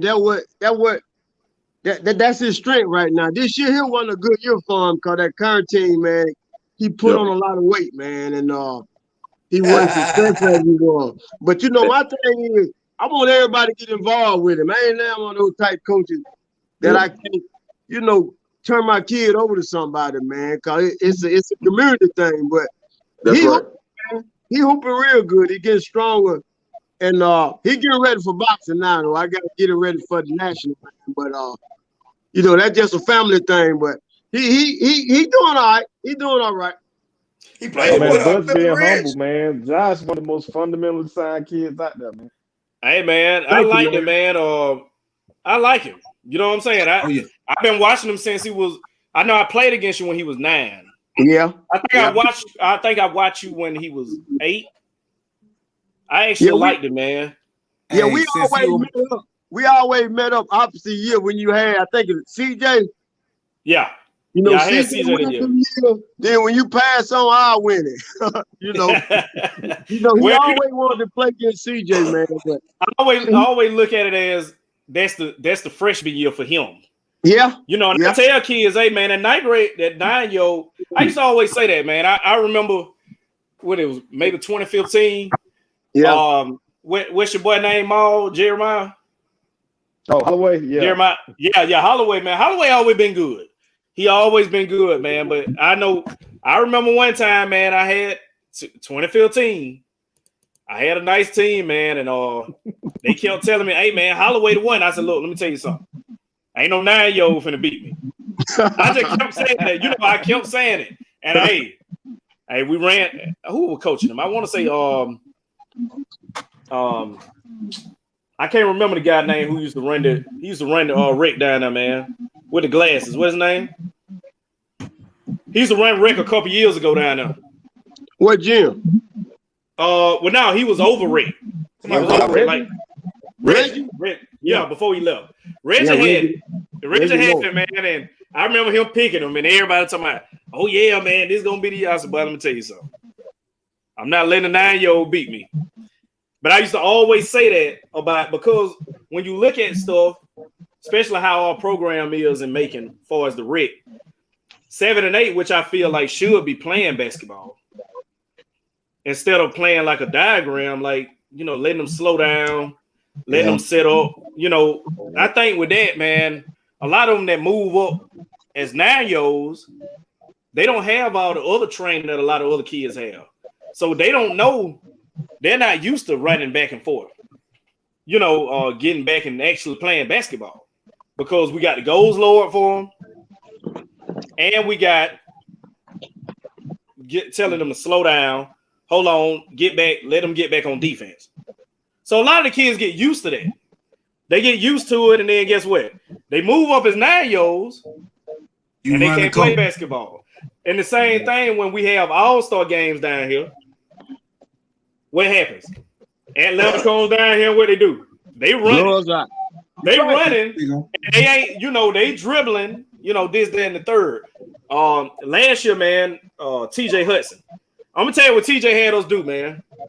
TJ used to make us take 30 minutes and work on fundamentals. You know what I'm saying? Like a lot of people are like, man, this all, this my team. I'm gonna do it how I want to do it. But at the end of the day, if that's what we in it for, that's what we should be doing, teaching them fundamentals. So he took point on that, boy. Like when I see two of that 7th, 8th grade, 7-8-year-olds, there's a lot of coaches coaching to win the game. And so they're exploiting the rules. That's right. They can't come out. So instead of you still coaching fundamental basketball, you just coaching to win. And ain't really coaching to better the kid. So you gotta take that scoreboard out of there. Yeah. Yep. You know what I'm saying? Along that scoreboard now, you're gonna have some. I'm gonna tell you, I'm guilty of it. I ain't gonna let you do that scoreboard. You ain't gonna have more points than me. I can't let you have that. Hey man, look. Hey, a red trophy like oxygen, man. It only matters if you ain't got none. You know what I'm saying? If you got none, that really matters. You know what I'm saying? Look, you get a lot. We got a lot of these jokers still trying to get that muck off the bat, man. You know what I'm saying? Everybody ain't had that. Well, this was the year because all the good coaches went down now. So maybe they need to go down there this year. Because get what? That's what happened. Look, you want to go get a red trophy, go get it. I ain't have one of the ones I got. Coach Vaughn, this wasn't bad, I ain't gonna lie, man. This year, you got the pandemic, man. We were shot on team. Then you don't know who you get. Cause with Rosa Jackson, I didn't know who I had until I showed up to practice. Hey, that's all right though. But look, you did all right. Look, I went and took me. I rode long distances to take some good butt whoopings this year, bro. So it's all good. Yeah. Hey, look here, man. Hey, the school's the same way, man. I'm surprised Bella had some over there. I'm pretty sure it'd be hard to find them Southside kids over there with them not being in school. We talked about it. It get to a point, man. Well, this is really rodeo on Saturday night, man. You gotta get them out the rodeo on Saturday night. Well, look, I gotta say Ballard and Rutland, man. They got both of them got the South Side. Yeah, that's what I'm saying. Rodeo, that's the spot, man. Rodeo. Those are the same athletes that Coach Butts was just talking about, though. Them the ones you want. The one that box, them Southside kids. The one walk around with no shoes on. Those are the ones you want. Oh yeah, no shirt. Boy, that's what I was trying to tell them. They put the gym, with Freedom Park. I was like, man, y'all should have put that Memorial, man. You know what I mean? You definitely want to have some. They would have been lying around the dorm block, man. That's right. Yeah. That's right. But they comes over there, but it's so strange, man. That's what we got to get out. It don't matter what side of time you come on, man. I got little boys say, but I can't come over there, man. I'm from the South Side, man. I'm like, come on, man. We got to get out of that. Oh, but don't get me started because it comes from the adults, but that's a whole nother show. Yeah. That'll be a whole nother show. Don't get me started. We're going to say that for the finale. But you know the finale. Though. Hey, Coach Gates, before you get out of here, man, you want to get a viewers, man, some information just in case they need to get in contact with the Mavs, or how would a kid go about joining the Mavs organization? Yeah, check out the website. MakingMavs.com, Instagram @MakingMavs has all our contact information on there. Right now, like I said, we're gonna have a 4th grade tryout this Sunday coming up at Southwest High School. So if you have a 4th grader that's looking to play a little travel ball this summer, bring them on out. And before I jump out of here, guys, like I said, congratulations on the show. You guys doing a great job. I just want to shout out some of the guys who are training basketball in the area. I'm gonna shout out Jeremy Bradshaw, Brandon Davey, Chuck Hargrove, Cornelius Golden, Lazar Whitley. There's a lot of good guys out there that's doing good things in the community. And shout out to the OG Irvin Josie. So yeah. You know what? But hey, I can't let you slide about him, man. Cause look, I heard y'all got a theme song. It's a Make a Man theme song. Quit playing with me, man. I got a theme song, man. Yeah, we got a theme song that was recorded by Cash Coleon. He's an upcoming artist. He just did a track with Lil Bootsy, so he's up and coming. He's actually Mario's nephew, so Mario hooked me up with him, and man, he did a real good job on the track. So the kids got a little theme music, they could play and share with their friends and stuff. So. All right, man. Like I said, man, Coach Gates, man, we appreciate your time, man. We know you had practice today, big dog. Yes, sir. So, hey, man, keep grinding at it, boy. Keep grinding, man. All right, now I'll get with y'all. All right, Gates. Hey, Buzz and little Buzz, I might need to send mine over there to you for boxing, cause man, I tell you, he's skilled, but his football soft like Nerf. So you know what I'm saying. I need him to find that dog in him. Hey man, I just hope you be able to change him down when I get through with him, man. I'm gonna look, you ain't even gonna see me. I'm just gonna drop him off with a gallon of water, and I'll see you later. If he ain't did what he need to do, he'll walk to the house. I like that. I like that attitude. I wish I had all my parents like that, man. So you do train adults too, right? Yes, sir. Yes, sir. That's a whole different. Like once an adult come in the gym, most of them want to get in condition, right. And that's a whole. That's a whole nother program there, man. But we do need that. We do need that. So. And then you guys just feel like you want to get in condition, come see me, man. I'll get you in the best shape of your life. You know what I mean? If I send my son down there, I'm gonna have to come down there because I'm gonna have to be able to whoop up on him still. Yeah, you know what I'm saying? I had some duels over there, man, father and son, and I'm gonna tell you what. I need to learn like a little shoulder roll. I just want the Mayweather shoulder roll. You give me that one in a good counter, I'll take that. I'm gonna my shoulder roll, man. What you know about that? Look, give me a shoulder. Look, I don't deal with them down with a little bit. You know what I'm saying? But if I break them down there, look, you're gonna have to teach me and him because you can't teach him to be better than me. Whoop me. I can't. Hey, man. That mind is a powerful thing. I tell mine every day. I teach you. I got Trey. I don't know if y'all know Trey or not. He the pro 4-1. He still tells people right now, man, I can't never hit harder than my daddy, man. I've been trying my best. Because it don't matter how much I train him, I'm going to always have the lead. You know what I'm saying? Right. So, I'm saying, look, I got the shoulder roll. Just show me how to counter off the shoulder roll. I'll be good to go then. Yeah. Well, you always got that choke hole you can go to. So if you I got a couple of them. Hey, if you an arm bar here and there. Yeah, if you ain't got that choke hole, boy, something going on. You need a choke hole in your life. That's right, Coach. You're gonna need that now, cause you got to keep them still. Cause I'm gonna have your hands so fast. You might want to get out of that. You right. Hey, get that choke hole going and wrap them legs around them and lick your head if you got a ball head. Lick your forehead. I don't been perfecting their hip toss. You talking about MMA? With the hip. I learned that from Martin. Hey, Coach, you can stay around with us, man. We're gonna get these freshman girls on here, man. I know everybody waiting on them, man. Or if you got something to do, hey. Yeah, man. Like I said, I just come off the road, Coach. And I thought about it, and I've got to get in here, man, and get this. Make sure they got my boy funds pretty straight, man. We got paid real good last night, man, and that's what I build for, Coach. I let them know, man. It's a rainbow at the end of the tunnel. You just got to take that ride, man. Gotcha. And y'all need to come over there, man, and see what I'm doing, cause it's a big thing, man. It's a real big thing, but I just need them to see positive faces, man. And that's what it's all about. It ain't just most people think it's fighting, but man, it's a lot of kids. Man. Y'all know Reed Dudley, don't you? Remember Reed? Right. I know Reed. Yeah. Man, Reed was one of my best athletes, man. But that joker couldn't stay out the street, man. I told him, man, just give yourself 5 years of your life, man, and see what happened, man.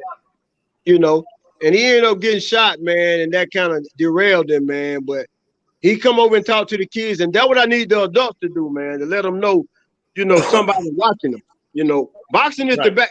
We like underground, so we gotta we gotta let them know, man. Boxing is live and running too, man. A lot of people don't know you can go to college in the military and do that and get a degree. A lot of people don't know that. Right. Yeah. Well, All keep right, at it, Coach. Coach Butts, man. Okay. Just keep at it, man. We appreciate That's you. right. I appreciate you for having me on, man. All right, Coach. All right, baby. All right, Coach. I gotta Man, I go to one of the other comments, man. Go ahead. Hey, fellas, I took my son to boxing with Buzz one day. He said, "You gotta do all that training." He said he didn't want to do it. He just wanted to hit the bag. That's all he wanted to do. Hit the bag. We got from Miss Nicole, man. She said, "Don't forget Hype Soft." Now we'll never forget Hype Soft. This is a Hype Soft network, so that'll never be forgotten. You know, we know what Hype Soft. I'm a part of Hype Soft. I'm under the Hype Soft. That was already understood. Yeah. That's understood though. That was already understood. Yeah. Hey, I'm representing Hype Soft, sitting up here now. But this is Hype Soft, man. Off the dribble Hype Soft network. So anybody that comes on, man, they own Hype Soft network. So yeah, we'll never forget Hype Soft, and I'm not gonna let us forget it because I'm sitting up here every Sunday. Okay, so let's go to the freshman. We one big click now, huh? Yeah, man. Hey, man. We repping the middle, man. We repping the middle. Hey, man, you got crossed in. I don't know if you get jumped in or what. Everybody went online. You had to go online. Look, you got to do an interview. That's initiation. You got to get interviewed. Right. Yeah, man. Let's jump on in it, y'all. Let's go. Before we get started, guys, like I say, freshmen. If a freshman played at the varsity level this season, it says a lot about them and their potential. So it's not necessarily about the point total. So as we unveil the top 10 freshmen, we're gonna start down in Mary Persons with a young lady who's getting better by the dribble. My number 10 young lady, she's getting better by the dribble. She's kind of was a late bloomer, but she's coming on fast with dedication, hard work, and training. That's gonna be Zaria Wilson down at Mary Persons. This season, she was a spark plug off the bench. She played with poise despite being a freshman. She has tremendous upside. And she's going to be a player to watch going forward for Mary Persons. Her and Miss Barkley going forward. And like I said, I coached against her. Well, she's played for the middle school last season, so she had tremendous growth. She's been working hard, and I look forward for great things out of Zaria Wilson, out of Mary Persons, checking in number 10 freshman on the top 10 rankings. And that takes us to number 9.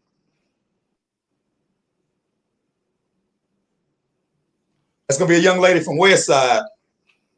That's going to be Danielle Roberson. Just last week, Danielle was very huge in helping Westside win a game around one of the playoffs. In limited minutes, only 13 a game. Her impact is felt with the 6 points, 4 rebounds, 2 steals. And like I said last week, she made some big baskets to help Westside make an advance to the second round of the girls' playoffs. So number 9 checking in is going to be Danielle Roberson. And that brings us to number 8.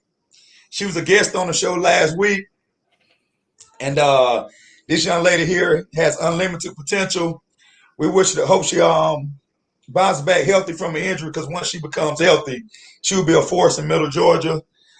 She started out, had a good start to the season. That's Miss Rihanna Bird out of Tatnall. Like I said, she was a guest on last week, so she kept us updated as far as her recovery time and where she is in the process. She's a long-ranging player. And like we talked about last week in middle school, she probably was the best player in middle school over there for Coach Sanford over there at Rutland. She can guard multiple positions. She can play multiple positions on the offensive end. So look for Miss Bird to climb up the rankings next season once she becomes healthy. So that leads us to number 7. There's another guest that we had on the show earlier this year.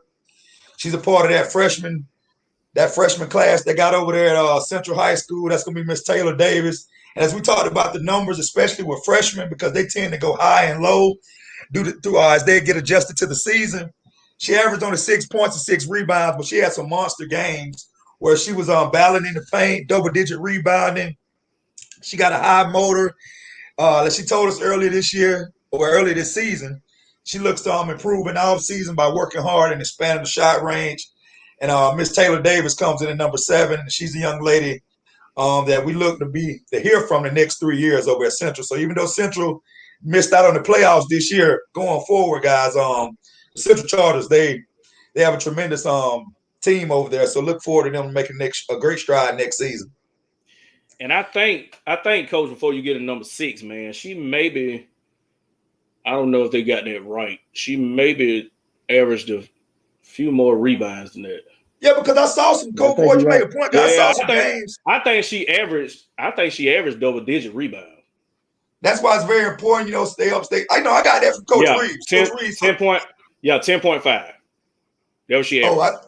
I got those stats from Coach Reeves, so maybe maybe he left out a few stats. That's all good. Yeah, because I know she had a few games. She had like 18 rebounds. Man, she had a few games. She was a monster on the boards, guys. Right. So, like I said, man, I look forward with her and Miss Greer going forward and Miss Pryor, man. Central got a bright future over there, man.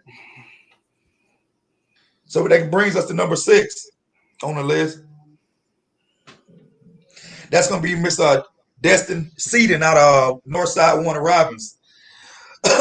She has a bright future. She's, as you can see by her size, she can play the guard in the forward position, average 10 points, 6 rebounds, a couple of steals, and helping lead Northside to the playoffs. I think they advanced to the first round. And Northside Warner Robins has 2 girls on the list, so going forward, it will show you that their team to be dealt with next season. That's going to be Destin Seaton out of Northside Warner Robins, checking in at number 6 on the top freshman in Middle Georgia.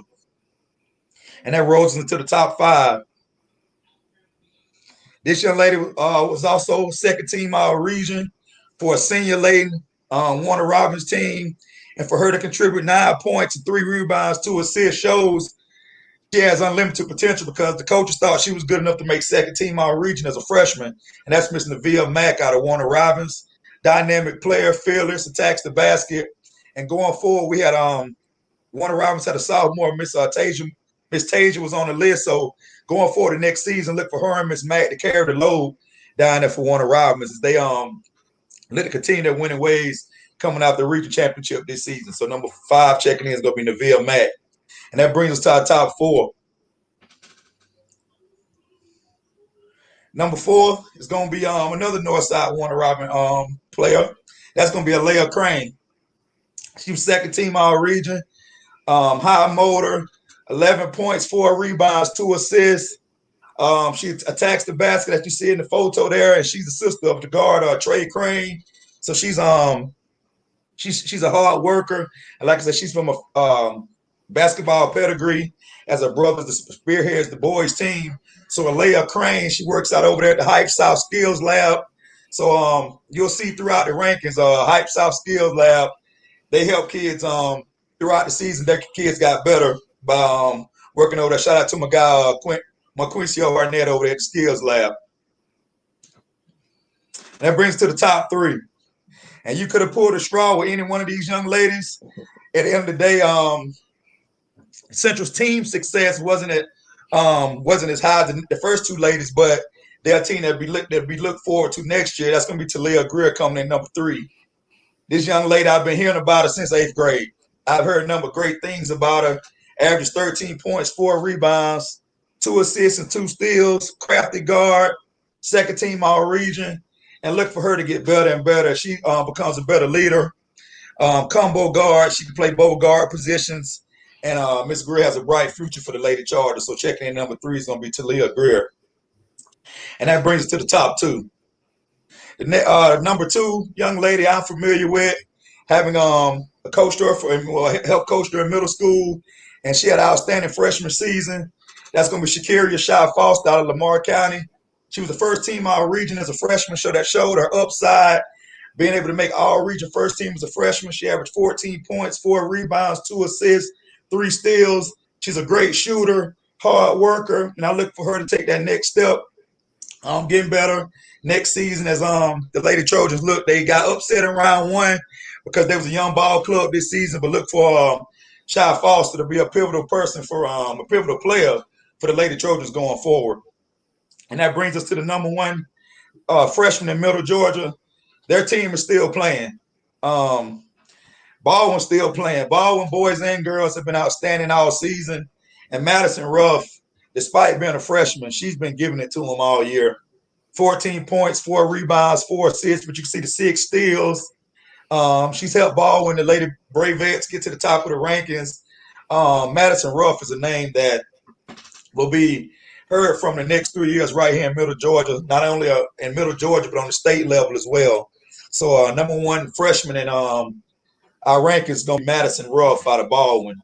Coach Hamilton, do you know anything about any young ladies? You see any of these ladies play this season? Yeah, well, I didn't get a chance to see a lot of them play this season, but I got to see a lot of them play in middle school. But the scary thing about your list is a lot of these girls just started playing basketball a couple of years ago. Yeah. And are picking up the game so fast. And so a lot of these girls you'll see, man, the next 2 or 3 years, not only going to be all-region players, but you're going to have some all-state players. Just they picked up the game so late and they're grasping it so quickly. And man, like I said, man, one thing I discovered about the freshman sophomore list is it's a broad range of players, man, all the way around the 478. So girls basketball is actually on a maybe, on a bigger rise than the boys right now because girls are starting to train at an earlier age. They're starting to take advantage of the people in the area. So we have a lot of talent not only in the 478 and Macon, Warner Robins all over, man. So I look forward, man, in the next 3 years hearing from each one of these freshmen on the list because they're all talented players. Coach Boyd, you see anybody on the list that caught your eye, man, or anything you want to add? Yeah, I'm familiar with 4 of them I saw on the list. The two girls from Northside, and like I said, I went to a lot of the Central games, to watch the girls. Me honestly, I think that Miss Davis, I think she got snubbed from our region. Like a freshman, man, that's averaging over 10 rebounds a game. And not only the rebounds, man, her impact on the game. As a freshman. As a freshman. Yep. As a freshman, man, we talking about 10.5 rebounds. You know how hard that is to do? You know how many high school you know how many senior boys can't you know how many high school senior boys can't average that at their position at power forward? You know what I'm saying? So that let you know what she's doing and her impact on the game. It's not just, that's my type of player, that goes out and just do whatever. She makes an impact on the game, not, just scoring. You know what I'm saying? She helped a lot, Well, go ahead. The most difficult part for freshmen, man, is the speed of the game. So right. If you look at this list, most girls got better as the season went on. Right. Like I said, with her, I think that she got snubbed from our region. So I think if she made our region, maybe she'll be higher, But I think she got snubbed, You give me 6 points and give me 11 rebounds. I'm taking that. You know what I'm saying? She gonna have a real good chance of making player of the year next year. I promise you. If you watch her play, man, just looking at hey, you got to watch her. TT too, man. Miss Greer, she's nice. She's nice, man. These kids was out playing. They was out there playing like they were seniors. If you watch the man, they going hard, man, at seniors. When I watched them play Ups and Lee, Ups and Lee didn't pull away, man. Like the first game, they didn't pull away till like they pulled away and then Central got back in. Just how they play, you know what I'm saying? Those 2 freshmen, man, I'm gonna watch them until they leave Central. What I saw, man, for freshmen though, a lot of times they don't understand the moment. Like when they play a senior lady team, they don't understand like the moment because sometimes in the back of their mind they think they got 3 years. But I think as they continue to grow, man, all the freshmen on the list, they're gonna get better and better, man. And we're in good shape going forward. Yeah, man. Those girls, man, they get out, man, and they lay it out there. Like I said, Taylor and Miss Greer, man. I didn't watch the other 2 from Northside this year, man. I watched them more in middle school because they played with my daughter. So I watched those 2, the Grain and the other one. And that's Chris, the guy down with Making Push, Middle Georgia Push. That's his daughter. One of them. The first one you called out, not the Greens, not Grain, but the other one. So I'm familiar. Right. Yeah. So I'm familiar with them with the middle school last year and year before last. Because they played with my daughter. Grain can go. Both of them can go. You know, I didn't watch them this year, but I did watch the other two, the Central girls, man. And you know, you can see them, man. Every game, man, they got better and better and better. You know, man. I'm more, man. Like Taylor had that 18 rebound game, man. That's, you know what I'm saying. That's hard, man. That's you know, that's hard. Yeah. That's somebody that's just going at the ball and at the ball. If you watch her, she got this, she got this motor, man. And she can get off the ground quick. And when she gets to where she just learn everything, man, and just put everything together and, learn how the game goes, the pace of the game. And man, look, like I said, she got a real good chance, man, next year as a sophomore to be the player of the year. She was a snub this year. And I think, man, COVID, if it affected anybody, I think it affected the freshman class because some teams had a consistent practice, consistent training. So for freshmen to even play a huge part on a varsity team, despite COVID, man, it showed that, man, girls will start. And if you look at them, each one of these young ladies were dominant players in middle school. So it's showing the transition. If you catch a girl in 8th grade and she stands out, ain't no holding her back, man. You just go ahead and turn her loose once she gets to high school. And like I said, you talked about the Central girls, man. I look forward to big things from the Lady Chargers. With that three-head monster, man, with Pryor and Greer and Davis, man. They got an outstanding three-head monster. Yeah, man. A big three going forward. It's gonna be pretty tough next year, man. I'm excited to see it. I'm looking more forward to that than football season, man. Well, I know I got to watch Khalid, but Mr. Nick coming up. But I'm more excited to watch, man. I love to see girls play basketball, man.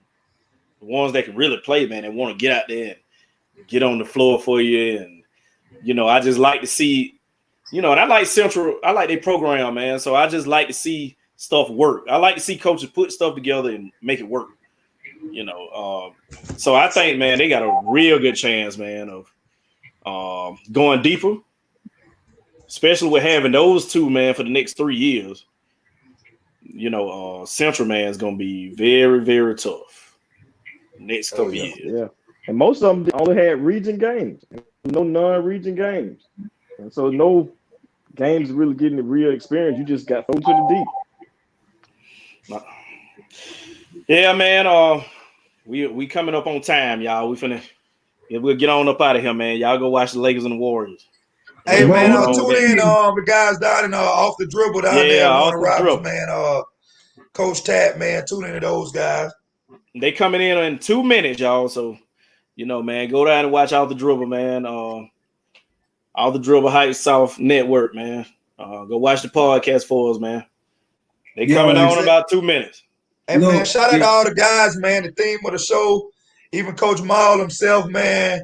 These guys are at the foundation of the community, and a lot of times they don't get the credit that they deserve, and they're the main guys in the trenches, man. So big salute to all you guys, all the guys on who came on today, man. Y'all keep grinding, man. Y'all just keep at it. All right, cool. If we get us a little city championship with this middle school football, I'm saying right now, I like Athens by 12. Still like Athens by 12. All right, man. All right, man. Until next week, man. We'll holler, man. All right, man. I appreciate y'all. Okay, man.